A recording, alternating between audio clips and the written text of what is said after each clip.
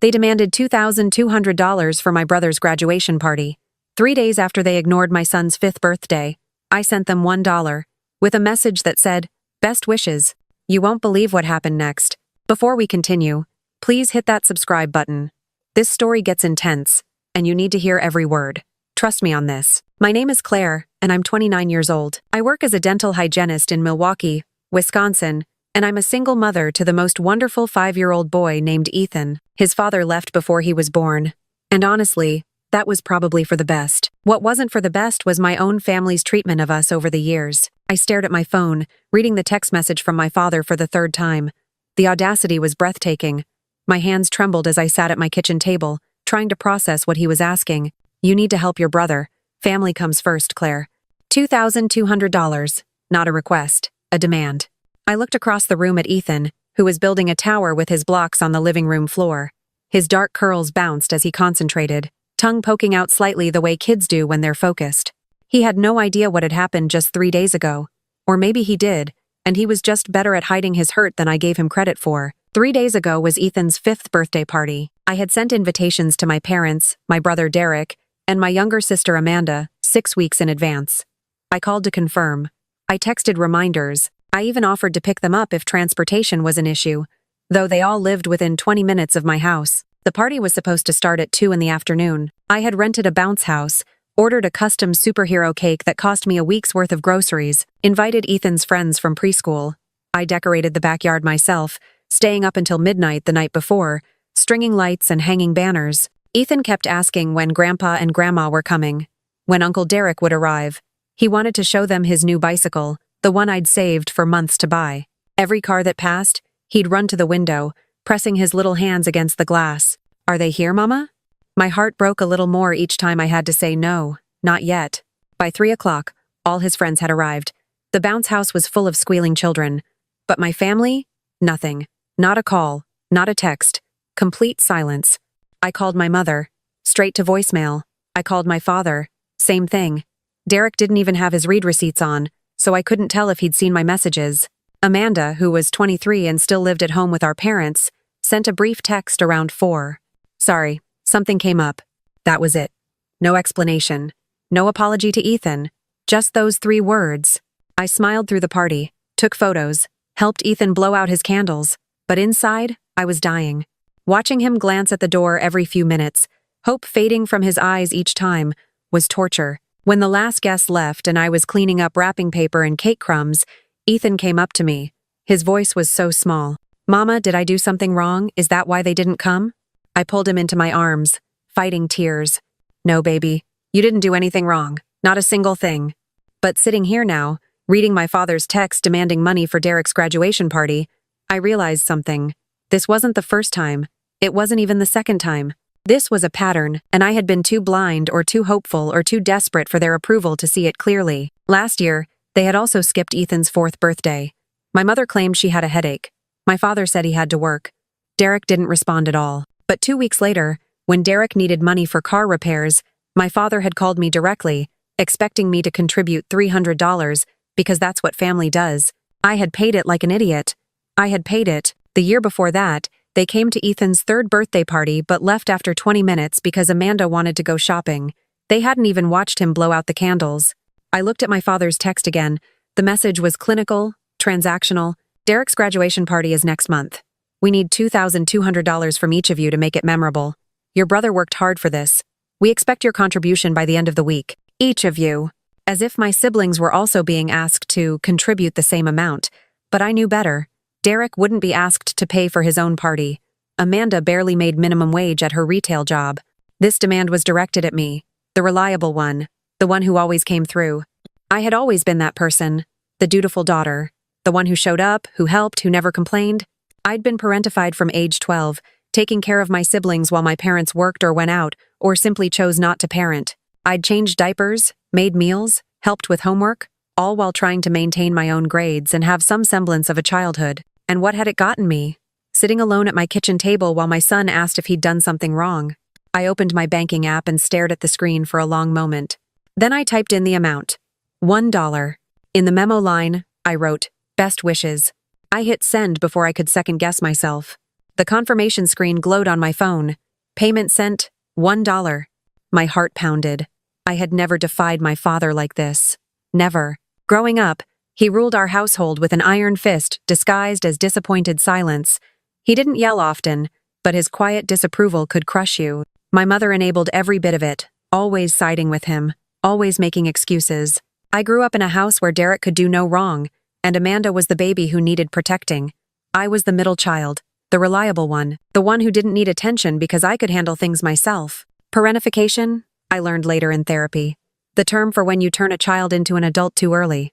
When I was 12 and Derek was 9, I was the one making sure he had his homework done and his lunch packed. When Amanda was born, I was 14.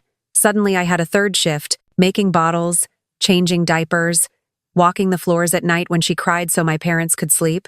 Claire's so responsible, people would say, and my parents would beam with pride. What they meant was, Claire's so useful. I learned not to ask for help. When I wanted to go to the homecoming dance in high school, my mother said we couldn't afford the dress. But 3 months later, Derek got a brand new gaming console for his birthday. When I graduated high school, we had cake at home. When Derek graduated 2 years ago, they threw him a party at a restaurant and invited 50 people. The pattern was so clear now looking back. But when you're living it, when it's all you know, you think maybe this is just how families work. Maybe you're asking for too much. Maybe you're being selfish. Getting pregnant with Ethan at 23 had been unplanned. His father, a guy I'd dated for 4 months, disappeared when I told him. My parents' reaction was predictable, disappointment wrapped in "we'll support you" statements that never quite materialized into actual support. They didn't come to any of my prenatal appointments, didn't help me set up the nursery. When I went into labor 2 weeks early and called my mother in a panic, she said she couldn't come to the hospital because she had plans with Amanda. I had Ethan alone. Well, not entirely alone. A wonderful nurse named Patricia held my hand through the worst of it. But no family, no one who was supposed to love me unconditionally. After Ethan was born, things got slightly better. My parents would visit occasionally, bring small gifts. They liked showing pictures of their grandson to their friends. But the deeper issues remained.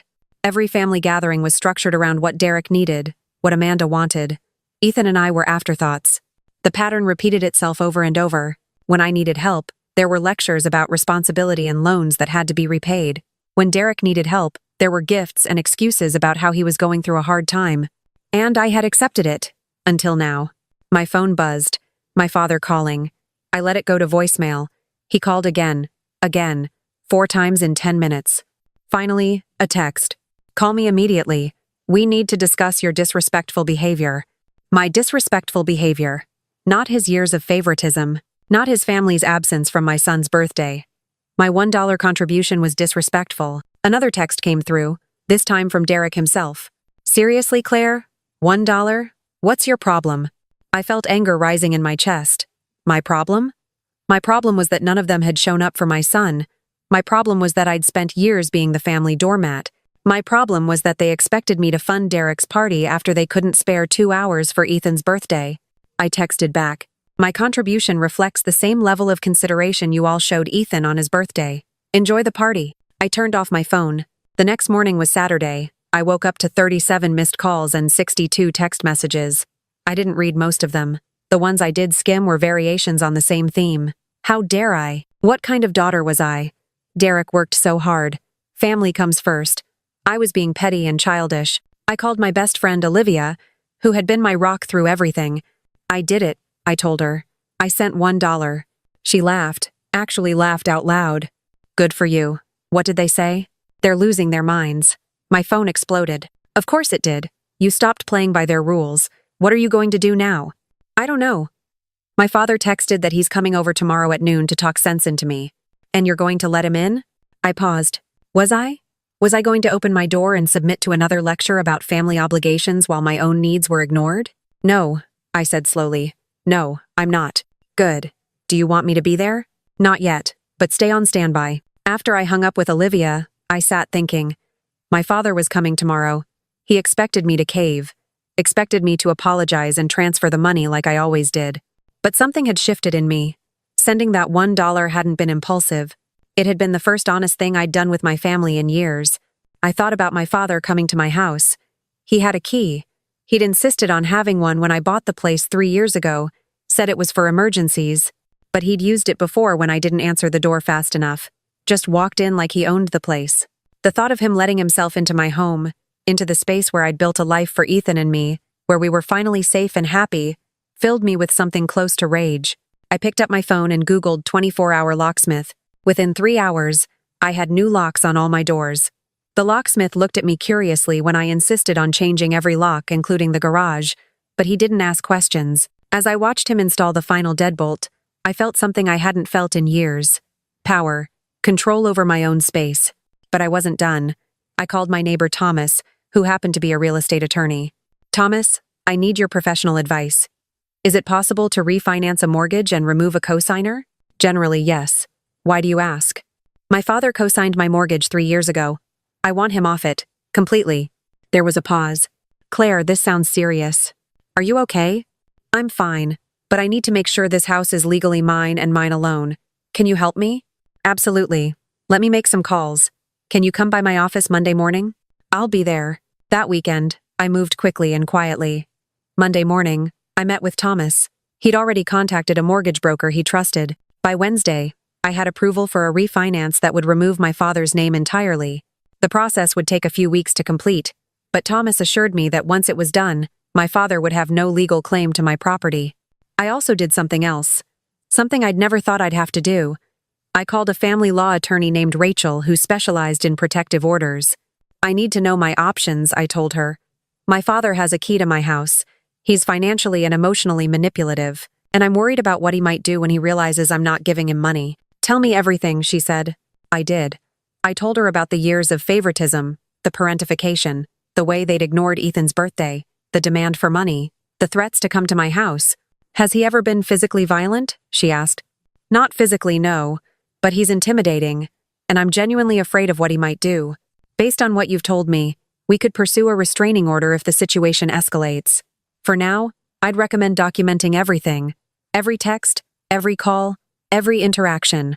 If things get worse, we'll have a paper trail. I left her office feeling both terrified and empowered. I was taking control. Finally, Sunday morning arrived. I took Ethan to Olivia's apartment. I packed his favorite toys, some snacks, and told him he got to have a special cookie-making day with Auntie Olivia. Why can't you stay, Mama?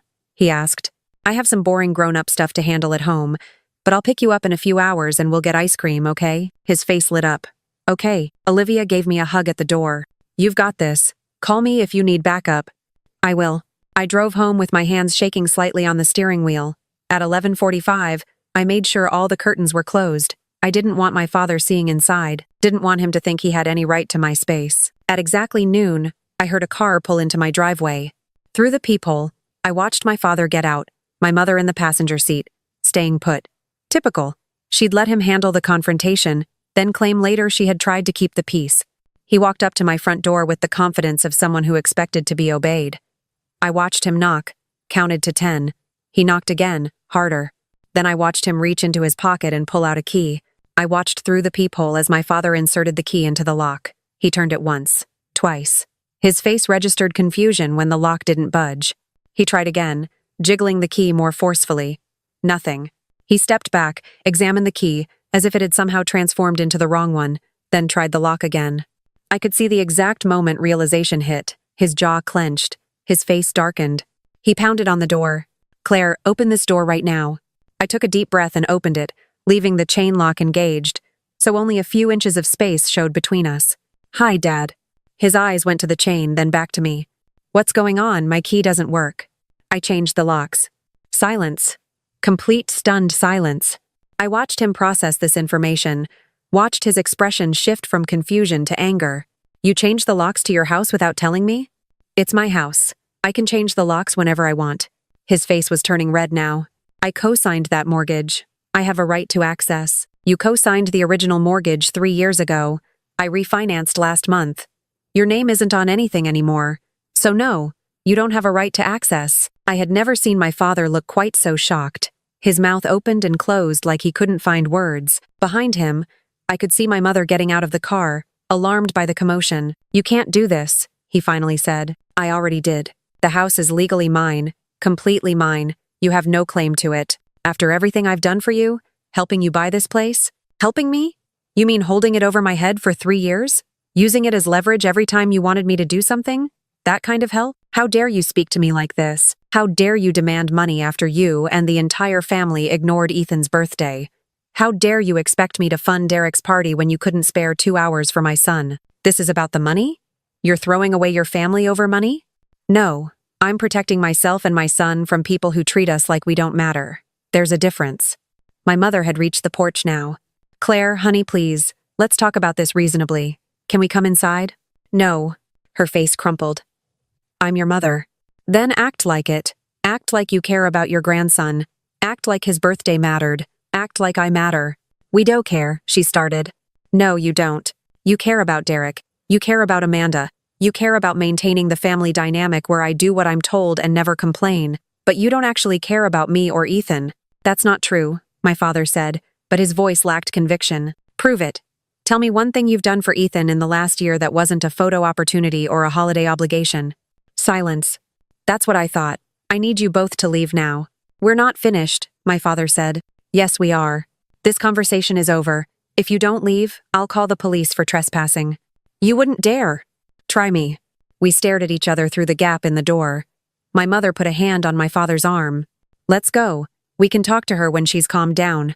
I'm perfectly calm, and there's nothing to talk about. Don't come back here without an invitation. I closed the door before he could respond. Through the peephole, I watched them return to their car. My father was gesturing angrily. My mother looked like she was crying. I felt no satisfaction, no triumph, just an overwhelming sense of sadness mixed with relief. They drove away, and I sank onto my couch, shaking. I'd done it. I'd actually stood up to them. My phone buzzed. A text from Derek. Dad just told me what you did. You're insane. Over $1? Really? I typed back. It was never about the dollar. It was about Ethan's birthday that you all ignored. It was about years of being treated like I don't matter. Don't contact me again. Another text, this time from Amanda. Claire, Mom is really upset. Can you please just apologize and fix this? Fix what? Me setting boundaries? Me refusing to be disrespected? No thanks. I blocked both their numbers. Over the next few days, things escalated. My father left multiple voicemails, each one angrier than the last. He showed up at my house twice more. Both times I refused to answer the door and threatened to call the police. On the third attempt, I did call the police. An officer came out, spoke to my father, and told him he needed to leave and not return without permission. My father was furious, but he left. 2 days later, I got a knock on my door from Child Protective Services. Someone had filed a report claiming I was neglecting Ethan, claiming the house was unsafe, claiming I was unfit as a mother. The CPS worker was kind but thorough. She inspected my home, which was clean and well-maintained. She interviewed Ethan at his preschool, where his teachers sang my praises. She reviewed my employment records, my financial statements, everything. Within a week, the case was closed. Unfounded allegations. But the CPS worker pulled me aside before she left. Between you and me, these kinds of malicious reports often come from family conflicts. Do you have any idea who might have made this report? I have a very good idea. If this continues, you should consider legal action. Harassment, especially when it involves false reports to CPS, is taken seriously. I called Rachel, the attorney, that afternoon. They called CPS on me. I'm not surprised. Unfortunately, this is a common retaliation tactic. But here's the good news. We now have grounds for a restraining order. Let's get you protected. The process moved quickly. Rachel filed for a temporary restraining order based on the harassment, the repeated unwanted visits, the trespassing after being warned, and the false CPS report. My father was served with the order 3 days later. He was prohibited from contacting me or coming within 500 feet of my home. The hearing was scheduled for 2 weeks later. In those 2 weeks, my family tried everything. My mother sent emails begging me to drop the order. Amanda showed up at my workplace, forcing security to escort her out. Derek sent letters through the mail. I saved everything. Every email. Every attempted contact. Every violation of the spirit of the order. Rachel told me it would all help at the hearing. The hearing arrived. I sat at a table with Rachel while my father sat across from us with his own attorney. My mother, Derek, and Amanda sat in the gallery behind him. The judge, a no-nonsense woman named Judge Sullivan, reviewed the evidence Rachel had submitted. Text messages showing the demand for money, documentation of the ignored birthday party, photos time-stamped showing Ethan waiting by the window. The police report from when my father refused to leave. The CPS report and its unfounded conclusion. The judge looked at my father. Mr. Henderson, you called Child Protective Services on your own daughter with allegations that were found to be completely baseless? I was concerned about my grandson's welfare, he said stiffly. Were you concerned enough to attend his 5th birthday party? That was a misunderstanding. We had plans. Plans that were more important than your grandson's birthday? My father's jaw clenched. He had no good answer. Judge Sullivan turned to me. Ms. Henderson, I want to make sure I understand. You refinanced your home specifically to remove your father's name from the mortgage? Yes, Your Honor. He was using his position as co-signer to maintain control over my life and my home. I needed to establish clear legal boundaries. And you changed your locks? Yes, Your Honor. He had a key and was entering my home without permission. Judge Sullivan looked at the stack of evidence again. I've seen enough. The pattern here is clear. Mr. Henderson, you have engaged in a course of conduct designed to intimidate and control your daughter. When she established reasonable boundaries, you escalated to making false reports to CPS, an action that could have had serious consequences for both Miss Henderson and her child. Your Honor, my father's attorney began, but the judge held up a hand. I'm not finished. The temporary restraining order is hereby made permanent for a period of 4 years.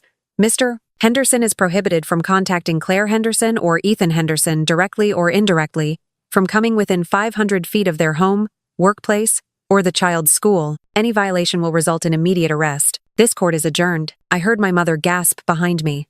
Amanda started crying. Derek put his head in his hands, but all I felt was relief.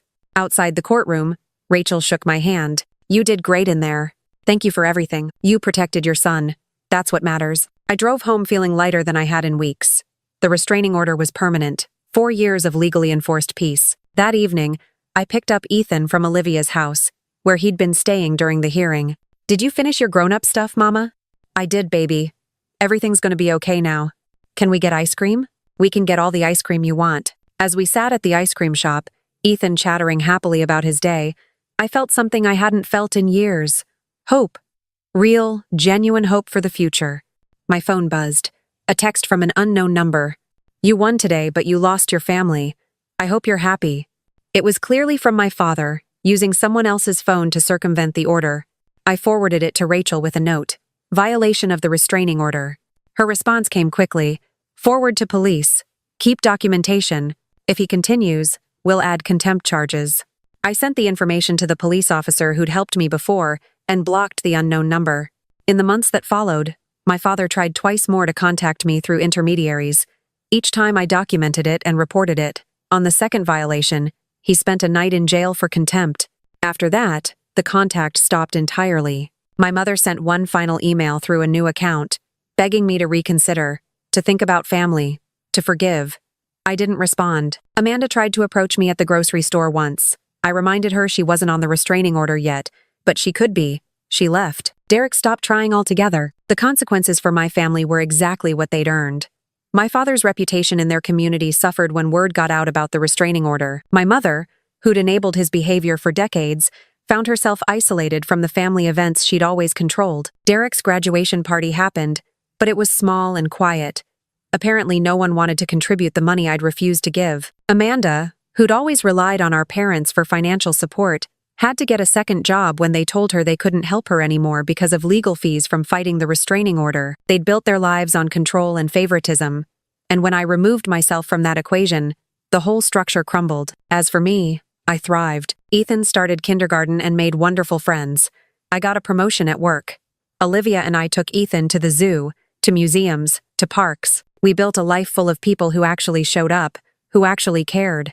On Ethan's 6th birthday, we had another party. Smaller this time. Just his school friends, Olivia, a few coworkers I'd grown close to, and Miss Katie from his old preschool. No family drama, no waiting by the window, just a happy kid blowing out candles surrounded by people who loved him. As I watched him laugh with his friends, I thought about the journey that had brought us here, the pain of finally seeing my family clearly, the fear of standing up to them, the relief of legal protection, the peace of boundaries enforced. Sometimes revenge isn't about grand gestures or dramatic confrontations. Sometimes it's simply refusing to play by rules designed to keep you small. Sometimes it's choosing yourself and your child over people who never chose you. I'd spent 29 years trying to earn my family's love. It took losing them completely to realize I'd never needed it in the first place. And honestly, I'd never been happier. That $1 I sent? It wasn't petty. It wasn't revenge in the traditional sense, it was a mirror. It reflected back to them exactly how much consideration they'd shown my son. Sometimes the best revenge is showing people exactly who they are, and then walking away. I have no regrets. Ethan is happy. I'm happy. We have a family now, one we chose, one that chooses us back. And that's worth more than any amount of money, any forced family dinner, any fake connection to people who never truly saw me. I sent $1, and I got my life back. That's the best return on investment I've ever made.